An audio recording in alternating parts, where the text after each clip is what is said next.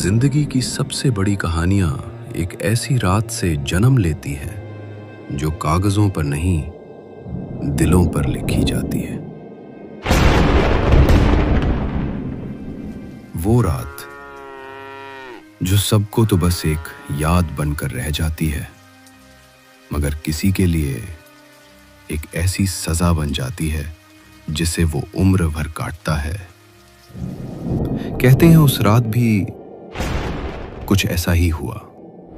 उत्तर प्रदेश के एक छोटे से गांव कन्हैयापुर में 4 दिन से लगातार जोड़ों की बारिश हो रही थी, और बारिश भी ऐसी हो रही थी कि रुकने का नाम नहीं ले रही थी। आसमान में बादल गरजते और जोड़ों की बिजली चमकती, मानो ऐसा लग रहा था कि आसमान भी किसी पुराने दर्द को रो रहा हो। और वही बेचारे गांव के मासूम लोग अपने अपने घरों में दुबके हुए बैठे थे। इसी गांव में रामू का भी एक छोटा सा घर था, जहां वो अपनी विधवा मां गौरी देवी और पत्नी कमला और एक नन्ही सी बेटी के साथ सुकून भरी जिंदगी जीने की कोशिश करता था। बेचारी उसकी मां गौरी देवी सीधी सादी, बेहद शांत और सहनशील औरत थी, जैसे इस घर की छाया जो सब पर चुपचाप अपना साया डालती रहती थी। हर वक्त रामू और उसकी बेटी के लिए दुआ करती और बहू के तानों को भी चुपचाप निगल जाती। मगर वही उसकी पत्नी कमला बिल्कुल उलट थी। बात बात में ताने देना, हर बात में अपना अहम जताना, जैसे घर में उसी का राज चलता हो। उसे ना तो गौरी देवी की ममता भरा साथ समझ आता था और ना ही रामू के दिल की बेबसियां कभी दिखाई देती थी। वो बात बात पर बहस छेड़ देती और कई बार उस नन्ही सी बच्ची के सामने ही रामू की मां की गरिमा को ठेस पहुंचा देती और अपमानित कर देती। इस घर में मैं ही तो नौकरानी हूँ। दिन भर तो खुद कुछ करती नहीं, बस चुपचाप बैठी रहती हैं जैसे कोई देवी हो। अरे इतना ही शौक है पोती से खेलने का तो जरा सब्जी काट कर दिखा दो कभी। मुझसे ज्यादा तो इन बर्तनों की किस्मत चमक रही है। और एक मैं हूँ जिसकी किस्मत में बस चमकने की जगह फूट ही लिखी थी। अरे और कहीं भी ब्याही जाती तो शायद जरा सुकून होता। अरे बहू, कमला, सुनती हो बहू, जरा इधर तो आओ। सुबह से कुछ खाया नहीं मैंने, बहुत तेज भूख लगी है अब तो। कुछ दो खाने को बेटा। ये बुढ़िया भी ना मुझे चैन से जीने नहीं देती। हर रोज कोई ना कोई बहाना लेकर तंग करती रहती है। लेकिन आज तो इसे सबक सिखा कर ही रहूंगी। क्या चाहती हो अम्मा तुम? एक तो तुम्हारा बेटा खेत पर गया है और अभी तक आया नहीं, पता ना कहाँ मर रहा है। और एक मैं हूँ जो दिन रात पिसती हूँ, और तुम हो कि बस नाटक पे नाटक करती हो। आज तो तुम्हें सबक सिखा कर रहूंगी। बहुत दिन से देख रही हूँ, बिना कुछ किए तुम्हारा नाटक चलता रहता है। ना खाना बनाना, ना कुछ काम करना, बस बैठकर पोती के सामने आंसू बहाना। एक बात मेरी कान खोल के सुन लो, जिसे पैदा किया उसी के भरोसे रहो। अब बेचारी सीधी सादी गौरी देवी की आंखों में जब कमला की बातों की तलखी गूंजने लगी तो उनकी आंखें नम हो गईं और बिना कुछ कहे ही आंसू बहने लगे। माँ, दादी को भूख लगी है, उन्हें कुछ दे दो ना। चुप हो जा चांदनी, तू नहीं समझेगी ये सब नाटक है इस बुढ़िया का। दिन भर मेरे सर पर चढ़ी रहती है ये। कमला, इतनी बड़ी हो गई तू, क्या आज मेरी भूख भी तुझे बोझ लगने लगी? जिस घर में तुझे बेटी बनाकर अपनाया, उसी घर में आज माँ जैसा दर्जा भी नहीं रहा मेरा। याद है जब पहली बार इस घर में कदम रखी थी तू? तेरे हाथों में मेहंदी थी, आंखों में सपना, और मेरी गोद में रोटी की थाली थी। तूने सिर झुकाया था मेरे आगे, और मैंने सिर उठाकर गर्व किया था कि बहू नहीं, बेटी मिली है मुझे। बेचारी गौरी देवी ये सब कहते कहते टूट सी गई थी। उनकी कांपती आवाज के साथ साथ आंखों से आंसू भी बहते जा रहे थे, जैसे हर एक शब्द उनकी आत्मा का एक हिस्सा बहा ले जा रहा हो। इधर बारिश अब अपने चरम पर थी। मानो आसमान भी अब थक चुका था और उसके आंसू थमने का नाम ही नहीं ले रहे थे। बादल गरजते नहीं, कराहते से लग रहे थे, जैसे वो भी किसी पुरानी चोट की तीस में डूबे हों। और उसी वीराने में, गांव के एक कोने में, पुराने पीपल के पेड़ के नीचे रामू खड़ा था, अकेला, भीगा हुआ, चुपचाप। उसके चेहरे से बूंदें गिर रही थीं, पर कोई नहीं कह सकता था कि उसमें से कौन सी बूंद बारिश की थी और कौन सी उसकी आंखों की। बारिश बिना पता नहीं कब थमेगी। सुबह से कुछ खाया नहीं माने। कमला ने कुछ खिलाया होगा या नहीं। रामू उस पुराने पीपल के पेड़ के नीचे बारिश में भीगा हुआ चुपचाप खड़ा था। बाहर गरजते बादल थे और भीतर एक घुमड़ता हुआ तूफान। माँ की भूख से कांपती आवाज, कमला की कटाक्ष भरी चीखें और चांदनी की मासूम डरी हुई पुकार, सब एक साथ उसकी आत्मा को छील रहे थे। ऐसा लग रहा था जैसे दिल में कुछ भारी सा फंसा हो जो बाहर नहीं आ रहा, बस भीतर ही भीतर उसे डुबो रहा था।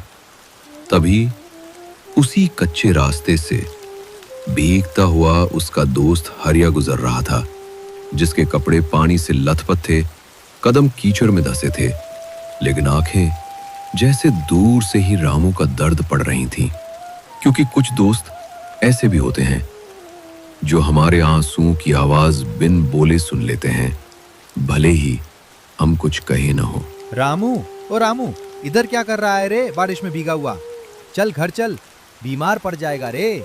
क्या बात है रे भाई, ऐसे चुपचाप खड़ा है जैसे किसी ने पूरी दुनिया छीन ली हो तुझसे। माँ ठीक है ना? हरिया, माँ ने सुबह से कुछ नहीं खाया और ऊपर से बारिश, जैसे मुझे घर ही न जाने दे। मैं तो निकला था सुबह खेत से कुछ सब्जी तोड़ लाऊं, लेकिन भाई खेत में तो इतना पानी भर गया है कि पैर रखो तो घुटनों तक धंस जाता है। कुछ समझ नहीं आया, बस यूं ही चला आया यहाँ। रामू, तेरी हालत देखकर तो लगता है तू खेत में नहीं अपने ही घर में डूब रहा है रे। क्यों रे, कमला ने फिर कुछ कहा क्या माँ को? क्या बताऊँ हरिया, हर रोज़ वही बात। माँ बस 2 रोटी मांगती है और कमला जैसे उसके सीने पे पत्थर रख दिया हो किसी ने। अब तू ही बता हरिया, मैं कहाँ जाऊँ? रे रामू, अब और चुप मत रहे। तू जो चुप है ना, वो चुप्पी माँ को खा रही है और तुझे भी अंदर ही अंदर तोड़ रही है। कभी सोचा है उस बुजुर्ग माँ की भूख से ज्यादा उसे क्या तकलीफ देती है? तेरी चुप्पी। वो हर ताना सुनती है, हर अपमान सहती है, बस इसलिए कि तू कुछ बोलेगा, पर तू तो बस ये बारिश देखता रह जाता है। रामू, तू बेटा है उनका, बोलना तेरा हक और फर्ज दोनों है। मुझे डर नहीं लगता हरिया, पर पता नहीं क्यों जब माँ की आंखों में आंसू देखता हूँ तो मेरी आवाज़ गले में ही अटक जाती है। अब सोच लिया है, आज कुछ तो कहूँगा कमला से। माँ को अब और कुछ नहीं सहने दूंगा। अब फिर 2 दोस्त, एक टूटे हुए बेटे की तरह और एक उसे संभालने वाले भाई की तरह, उस भीगी हुई आधी रात में घर की ओर लौट पड़े। कहते हैं इंसान की चुप्पी कई बार इतना कुछ बिगाड़ देती है जो शोर भी नहीं संवार सकता। और उस रात जब रामू अपनी आत्मा का तूफान लिए लौट रहा था, तब तक घर के भीतर एक और तूफान आ चुका था, जिसका शोर न कोई सुन पाया और न कोई देख पाया। घर के भीतर बरामदे में अब भी बारिश की बूंदें थपथपा रही थी। गौरी देवी एक कोने में सहमी हुई बैठी थी, भीगे से पैर, कांपती देह और सूख चुकी आंखों के साथ। उनकी पोती चांदनी भी उनके पास बैठी थी। दादी की हथेली को अपने नन्हे हाथों में पकड़कर पूछ रही थी, दादी कुछ खा लो ना, आप सुबह से भूखी है, रुकिए मैं कुछ लाकर देती हूँ। अब गौरी देवी ने एक थकी मुस्कान के साथ कही, नहीं बेटी। पर दादी, आप ऐसे कब तक भूखी रहेंगी? मम्मी ने कुछ नहीं दिया ना? आपको डांटा ना? नहीं बेटी, तेरी मम्मी ने नहीं डांटा, बस जिंदगी ने थोड़ा सा चुप करा दिया है। कभी कभी जब अपना ही घर पराया लगने लगे ना, तो भूख भी चली जाती है। बाकी मैं भी पराई हो जाऊंगी दादी। अगर मैं आपकी बात सुनूं तो मम्मी डांटती है, अगर मम्मी की सुनूं तो आपका दिल दुखता है। मैं क्या करूं? गौरी देवी एक पल को चुप रहीं, फिर धीरे से अपनी कांपती उंगलियों से चांदनी के सिर पर हाथ फेरते हुए बोली, तू तो मेरी रोशनी है बेटी, तेरे बिना तो ये अंधेरा और भी गहरा लगता है।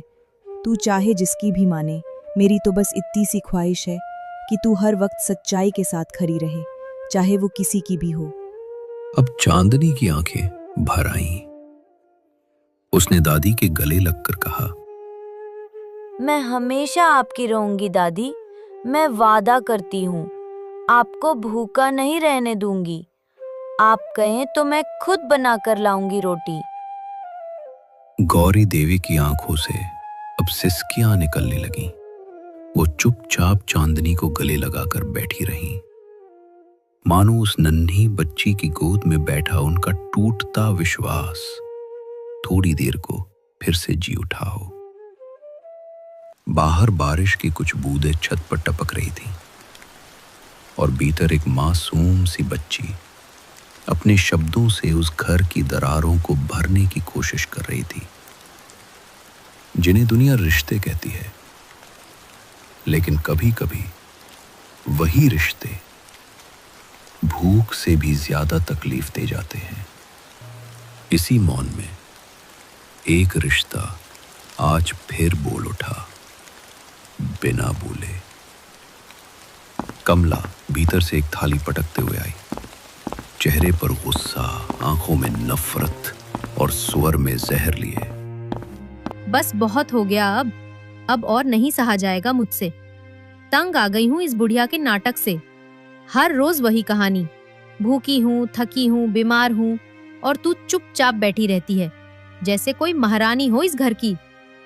गौरी देवी उठने की कोशिश करती हैं, लेकिन कमजोर देह जवाब दे चुकी है। कमला बेटी, ऐसे क्यों बोल रही है तू मुझसे? मैंने क्या बिगाड़ा है तेरा? मत कहो मुझे बेटी, बहुत सुन लिया ये मीठा जहर तुझसे। तूने क्या बिगाड़ा है? पूरी जिंदगी बिगाड़ दी मेरी। न चैन से जीने देती है, न मरने देती है। चांदनी डर के मारे कोने में सिमट गई। उसकी मासूम आंखों में आंसू तैरने लगे थे।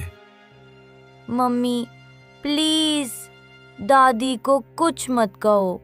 वो कुछ नहीं कहती किसी को, बस चुप रहती हैं। तू क्या जाने चांदनी, ये बुढ़िया कैसे चाले चलती है। रामू को अपने वश में कर रखा है और अब तुझे भी बहका रही है। भगवान के लिए कमला, मेरी पोती को तो मत बिगाड़। माँ बनने के लिए सिर्फ जन्म देना काफी नहीं होता, थोड़ा सा प्रेम भी देना पड़ता है। ओह, तो अब तू मुझे माँ बनना सिखाएगी? बस बहुत हुआ। आज से ना तू मेरी माँ, ना रामू की माँ, ना इस घर की हिस्सा। अब कमला ने वो किया जो किसी ने सोचा भी नहीं था। एक खून से जुड़ा रिश्ता उस बरसती रात में कीचड़ की तरह रौंद दिया। कमला ने भीतर से गौरी देवी का पुराना गठरी वाला बस्ता उठाया, जिसमें उनकी कुछ पुरानी चिट्ठियां, रामू का बचपन का जूता और 2-3 तस्वीरें थीं, और बाहर फेंक दिया। निकालो इस घर से अपने पैरों को, और हाँ, जो तेरे कपड़े हैं ना, वो वही सड़ने दो। तू कुछ लायक नहीं इस घर की। बेचारी गौरी देवी की आंखों में अब आंसू नहीं थे, बस एक गहरा मौन था, जैसे आत्मा पर पत्थर गिरा हो। उन्होंने चांदनी की ओर देखा और फिर आसमान की ओर। शायद इस बारिश को मेरी ही कहानी सुनानी थी। इस भीगती रात को पता था कि आज एक माँ अपने ही बेटे के घर से बेघर कर दी जाएगी, और वो भी उस बहू के हाथों जिसे कभी अपने आंचल में छुपाकर भगवान से बढ़कर माना था। और फिर उस टूटी हुई औरत ने अपनी पोटली उठाई, बारिश में भीगे आंचल को थोड़ा संभाला और बिना कुछ कहे धीरे धीरे वहां से जाने लगी। दादी मत जाओ ना, प्लीज।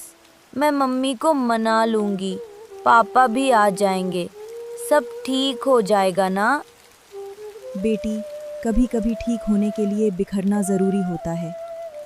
मुझे जाना होगा ताकि तू समझ सके कि प्यार हमेशा साथ नहीं होता, पर उसकी छाया हमेशा दिल में रहती है। इतना कहकर वो चली गई, चुपचाप, बिना शोर किए, जैसे एक पुरानी कहानी खत्म हो गई हो।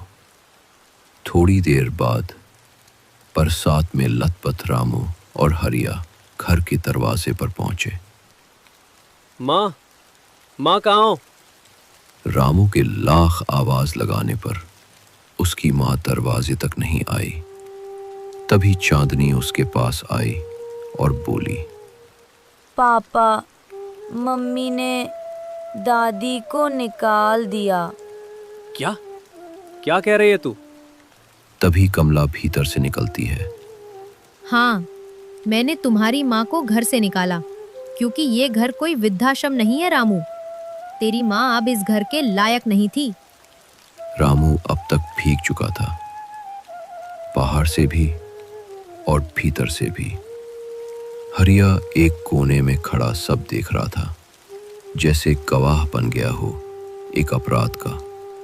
कमला, आज तूने जो किया है वो सिर्फ एक माँ को नहीं निकाला, तूने मेरी आत्मा को घर से बाहर फेंका है।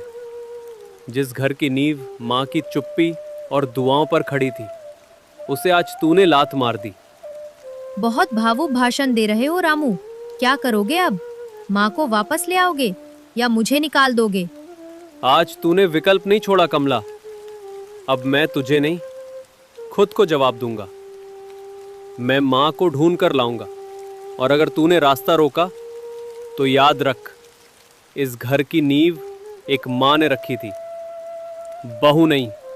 चलिए रामू, देर न कर, शायद वो ज्यादा दूर न गई हों। अब रामू और हरिया गांव की गलियों में निकल पड़े माँ को ढूंढने। कहते हैं कभी कभी जिंदगी की सबसे लंबी रात वो नहीं होती जो घड़ी में बीतती है, बल्कि वो होती है जो दिल में ठहर जाती है। उस रात रामू की जिंदगी की सबसे लंबी रात थी। वो माँ को ढूंढने निकला था, लेकिन खो बैठा था खुद को। बारिश अब थोड़ी धीमी पड़ चुकी थी। गांव की गलियां कीचड़ से भरी थी, मगर रामू के पैरों को न रुकने की फुर्सत थी, न आराम की जरूरत। हर मोड़, हर चौपाल, हर मंदिर, हर खंडहर वो देख चुका था।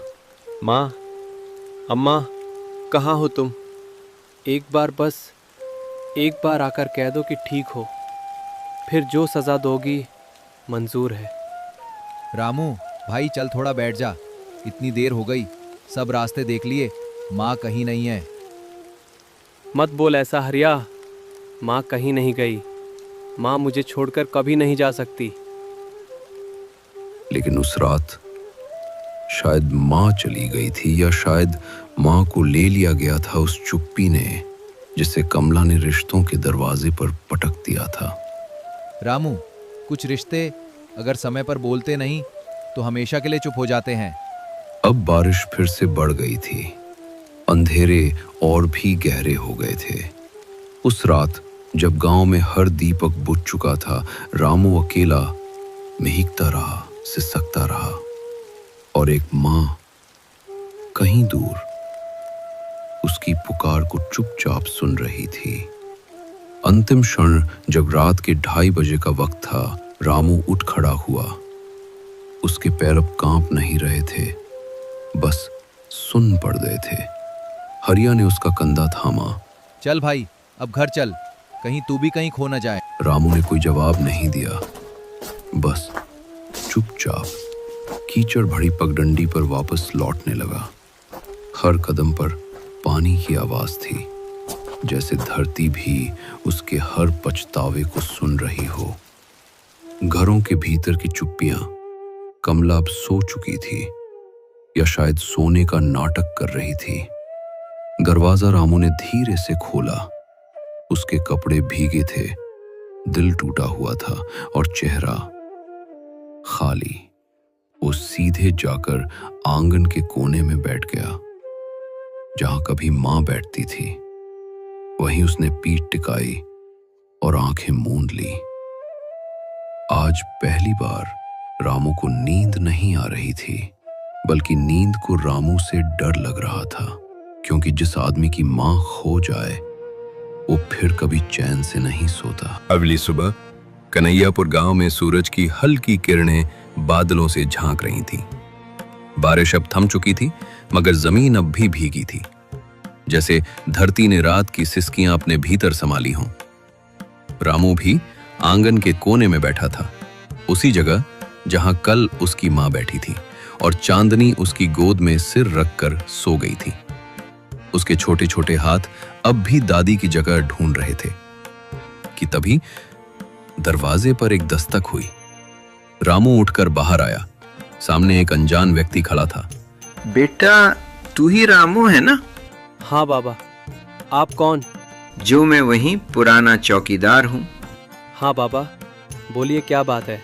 रात को चौपाल के पास वाले पीपल के पेड़ के नीचे एक बूढ़ी औरत मिली। भारी बारिश में भीग चुकी थी, बेहोश पड़ी थी। लोग पहचान नहीं पाए, पर उसके होठों पर एक ही नाम था, रामू। माँ? माँ?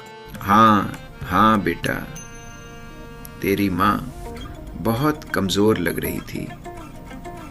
गांव के बुजुर्गों ने उन्हें पंचायत के कमरे में लिटा दिया है, पर अब भी बेसुध हैं। अब रामू बिना कुछ कहे दौड़ पड़ा। कीचड़, गलियां, पानी सबको पार करता। एक ही चीज उसकी आंखों में थी, मां। चौपाल के कमरे में सब लोग चुपचाप खड़े थे। गौरी देवी एक बिछे हुए चटाई पर लेटी थी, चेहरे पर सफेदी, होंठ सूखे और आंखें बंद। रामू ने घुटनों पर गिरकर मां का चेहरा पकड़ा। माँ? माँ? माँ, मैं आ गया। अब उठो माँ, मुझे माफ कर दो। मुझे एक बार डांट दो, मार लो, पर यूं मत चुप रहो माँ, प्लीज। गौरी देवी की आंखें नहीं खुली, लेकिन उसकी उंगलियां हल्की सी कांपी, जैसे एक टूटे रिश्ते ने फिर से सांस ली हो। घर में कमला अब अकेली थी। हर कोना जैसे उसे घूर रहा था। चूल्हा जो अब नहीं जला था, वो आंगन जहां मां बैठती थी, और वो दीवार जिस पर गौरी देवी की छाया टिकती थी। मम्मी, दादी ठीक हो जाएंगी ना? पापा रो रहे थे बहुत। कमला कांप उठी। एक ही क्षण में उसे अपना बीता हुआ हर शब्द याद आया, हर ताना, हर कटाक्ष, हर बार जब उसने गौरी देवी को बुढ़िया कहा था, हर वो दिन जब उसने एक माँ की चुप्पी को कमजोरी समझा था। नहीं बेटी, दादी को कुछ नहीं होगा, मैं कुछ नहीं होने दूंगी। अब वो उठी। उसके चेहरे पर अब ग्लानि थी, जो चेहरे की रंगत नहीं, आत्मा की सूरत बदल देती है। चौपाल पर सभी ने कमला को देखा। उसके कपड़े बेतरतीब थे, बाल भीगे हुए, आंखें लाल। वो रामू के पास जाकर झुकी और गौरी देवी के पैरों में गिर गई। माँ, मुझे माफ कर दो माँ, मैंने बहुत बड़ा पाप कर दी। जिस आंगन में आपने मुझे बहू नहीं बेटी कहा था, उसी आंगन से मैंने आपको धक्के से निकाला। माँ, मुझे श्राप मत देना, बस एक बार मेरी तरफ देख लो माँ। कमला, तू आ गई। माँ, आपने मुझे माफ किया।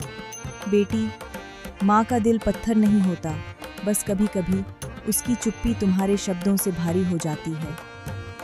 उस सुबह कन्हैयापुर के पीपल के पेड़ के नीचे एक रिश्ता फिर से जन्म ले रहा था। माँ और बहू का, जो खून से नहीं पर पछतावे और क्षमा से जुड़ रहा था। रामू ने मां को उठाया, हरिया ने बांह पकड़ ली। चौपाल की ओर खड़े लोग अब चुप थे, पर हर आंख नम थी। अब माँ, आप घर चलो। अब आपको कभी वो कोना नहीं मिलेगा जहाँ चुपचाप बैठना पड़े।